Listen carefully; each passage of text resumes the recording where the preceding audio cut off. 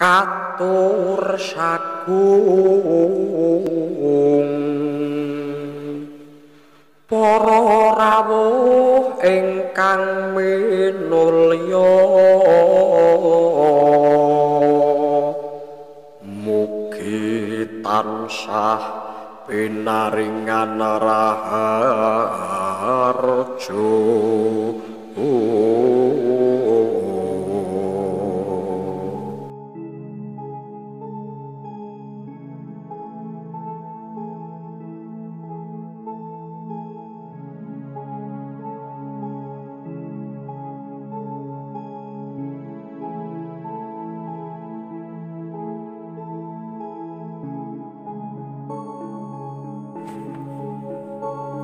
Bismillahirrahmanirrahim. Assalamualaikum warahmatullahi wabarakatuh. Salam rahayu untuk sahabatku semua. Semoga sahabat senantiasa dalam lindungan Tuhan Yang Maha Esa. Seperti biasa, kita akan menceritakan sebuah cerita misteri yang diangkat dari kisah nyata. Dan cerita kali ini disampaikan oleh sahabat saya yang ada di Surabaya. Sahabat saya ini menceritakan tentang pengalaman yang dialami oleh bapaknya yang terjadi pada akhir tahun 80-an atau tepatnya awal 90-an. Namun sebelum saya menceritakan lebih lanjut pengalaman dari bapaknya sahabat saya ini, untuk sahabat yang belum subscribe silahkan di subscribe dulu, dan untuk sahabat yang sudah subscribe saya ucapkan terima kasih sekali. Jadi sahabat saya menceritakan kisah yang dialami oleh bapaknya. Sebut saja namanya Pak Ronggo. Pak Ronggo ini sekarang usianya sudah hampir 50 tahun. Pak Ronggo sejak muda bekerja pada sebuah losmen yang cukup ramai di kota Surabaya. Sahabat saya ini menceritakan kisah dari bapaknya ini yang kejadiannya pada akhir tahun 80-an atau tepatnya awal 90-an. Waktu itu beliau bertugas sebagai penjaga losmen di sebuah kota di Surabaya ya. Dan Pak Ronggo ini diberi kamar khusus oleh bosnya, yaitu sebuah kamar yang terletak di ruangan paling belakang. Pada suatu malam sekitar pukul 1, Pak Ronggo pergi ke kamarnya untuk beristirahat karena losmen pada waktu itu bisa dikatakan lumayan sepi. Kemudian sesampainya di kamar, beliau merebahkan tubuhnya yang penat di atas kasur, dan tidak lama kemudian beliau sudah langsung terlelap, bahkan sampai lupa kalau pintu kamarnya sedikit terbuka. Namun tiba-tiba Pak Ronggo mendengar seperti ada suara langkah kaki. Kemudian Pak Ronggo menoleh ke arah pintu kamarnya, dan setengah sadar dan tidak sadar beliau menangkap sekelebatan bayangan tubuh seorang wanita dari celah pintu kamar. Dan yang dilihatnya, bentuk bayangan tersebut adalah bentuk tubuh seorang wanita yang tinggi semampai dengan rambut sampai di atas pinggang.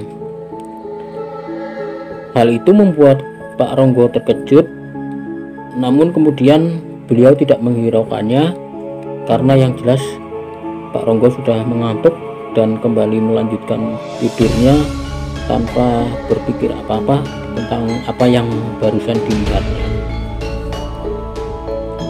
Singkat cerita, malam besoknya Pak Ronggo tidur lebih awal karena losmen juga sedang sepi tamu.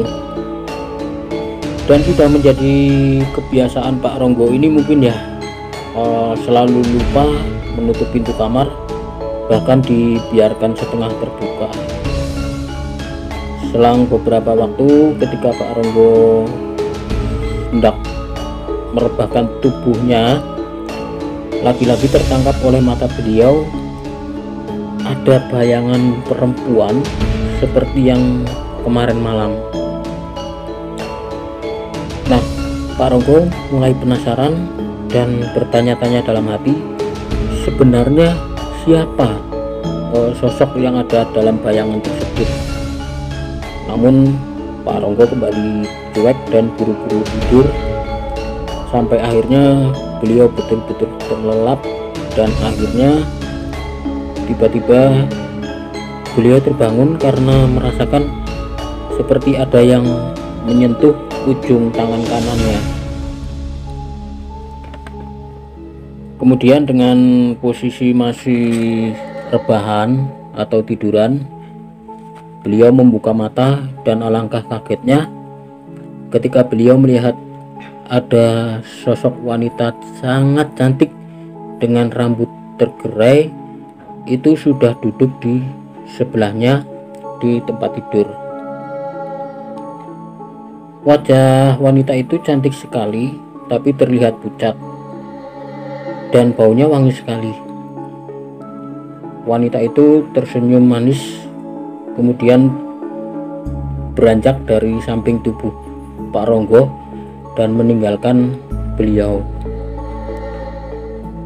Dan ini aneh sekali karena begitu cepatnya tubuh wanita tersebut ya, itu hilang dari pandangan mata beliau. Dan anehnya lagi, dalam hati Pak Ronggo sedikit pun tidak merasakan takut. Dan yang jelas setelah itu akhirnya Pak Ronggo tertidur lagi sampai pagi hari. Malam yang ketiga, Pak Ronggo mulai dihinggapi rasa penasaran dengan adanya peristiwa yang 2 malam berturut-turut tersebut. Dan malam itu beliau berharap wanita itu datang lagi. Namun sampai ada sekitar 1 jam lebih Pak Ronggo menunggu, wanita itu tidak juga datang.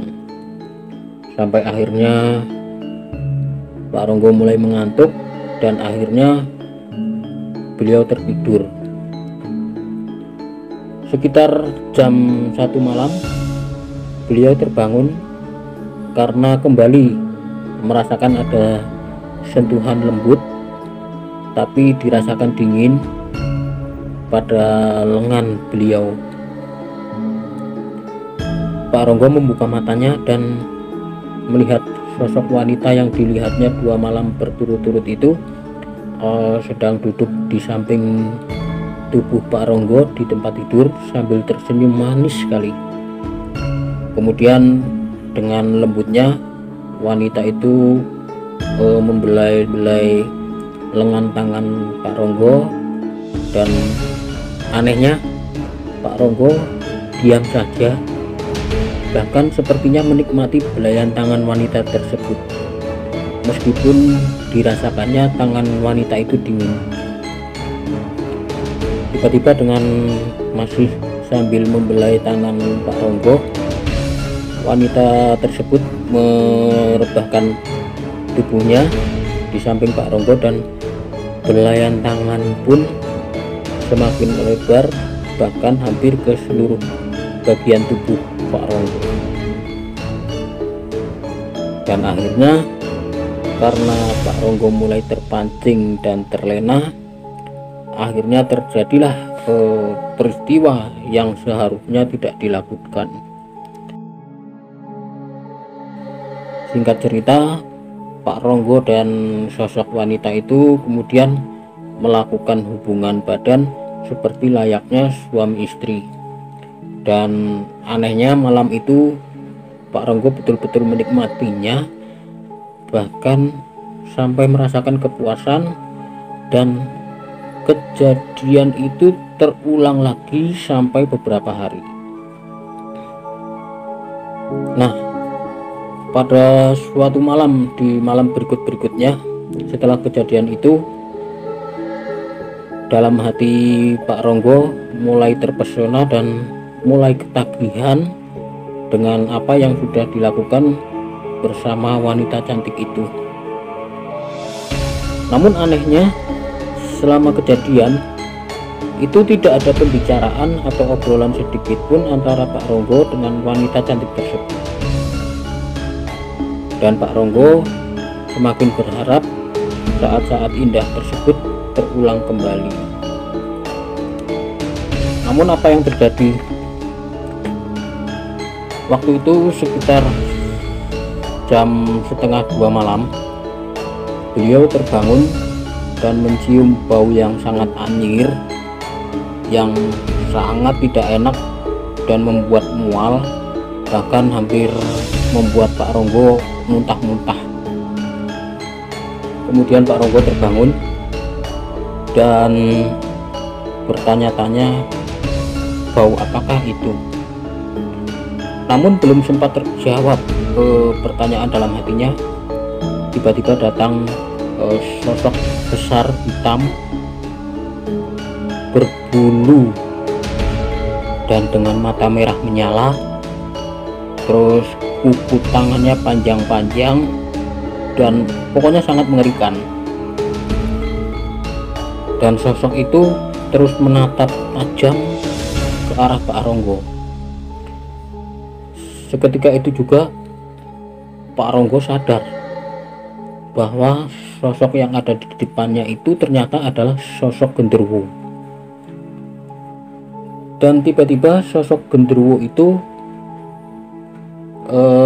menyerang, bahkan sempat mencekik leher Pak Ronggo dengan begitu kuatnya sampai Pak Ronggo kesulitan untuk bernapas. Beliau berusaha sekuat tenaga untuk melawan dengan segenap kekuatannya.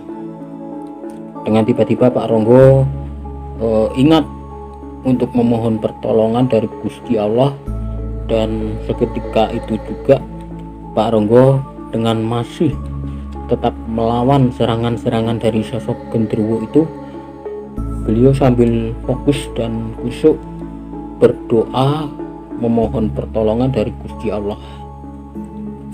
Sampai pada akhirnya sosok genderuwo tersebut merasakan lemas dan melepaskan cengkraman tangannya dari leher Pak Ronggo, kemudian mundur dari depan Pak Ronggo dengan wajah yang masih menunjukkan rasa marah.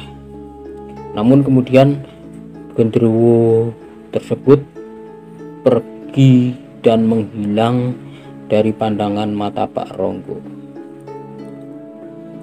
Kemudian Pak Ronggo terkulai lemas di lantai, namun dengan hati yang sangat bersyukur kepada Gusti Allah karena masih diberikan pertolongan, bahkan sampai bisa mengusir makhluk itu.